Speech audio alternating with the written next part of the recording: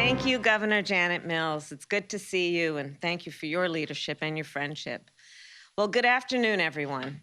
It is an honor to join leaders from around the world as we conclude the first day of the Summit for Democracy. As I have discussed with many of you, I believe our world is at the start of a new era, an era with new challenges, an era with new opportunities, an era that is defined by interconnection and interdependence.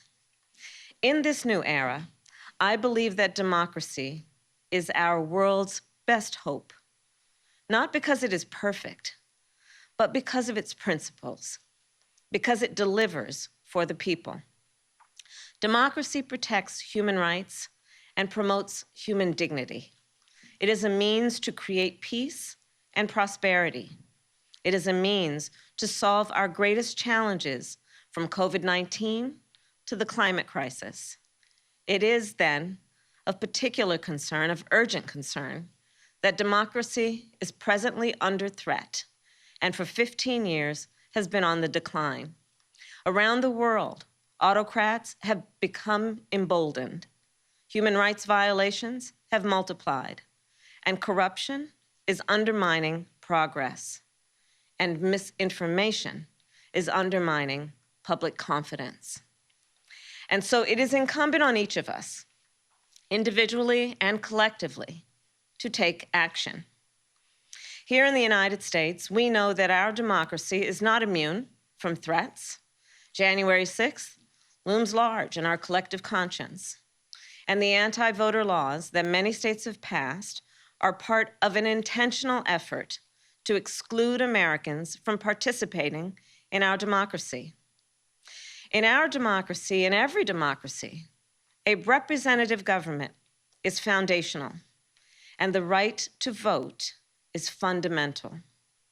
And so, ensuring every eligible American can access that right is a top priority for our administration, and an effort that I am proud to lead.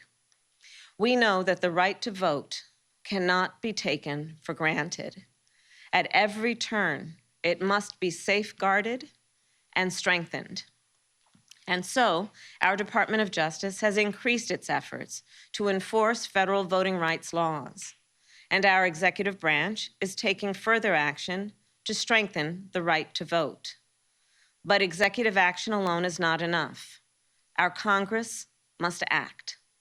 Right now, there are two bills before the United States Congress: the Freedom to Vote Act and the John Lewis Voting Rights Advancement Act. Taken together, these bills would help to ensure that every eligible American can vote and have their vote counted in a free, fair, and transparent election. Today, as the world watches, the President and I reiterate our call for swift passage of these bills. We know our work at home will make us stronger for the world.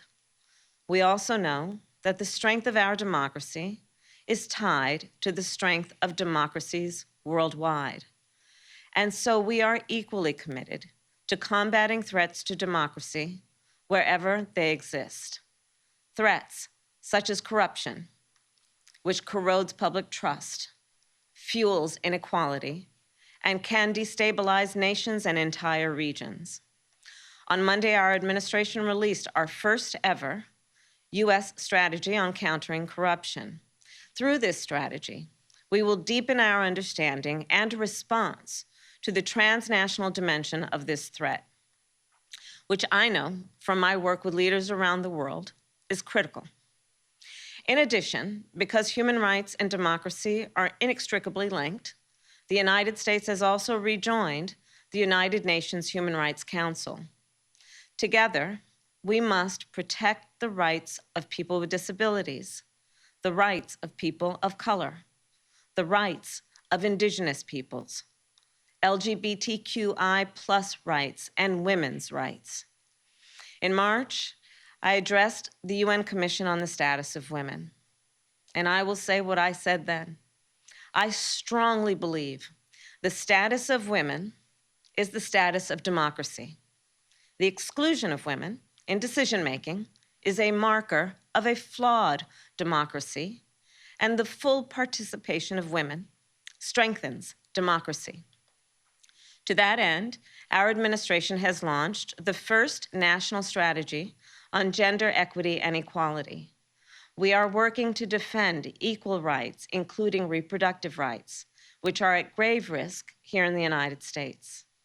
And we are working with partners around the world to promote the full participation of women and girls. So I will conclude today with a short story. So this week, as we know, Olaf Scholz took office as the Chancellor of Germany.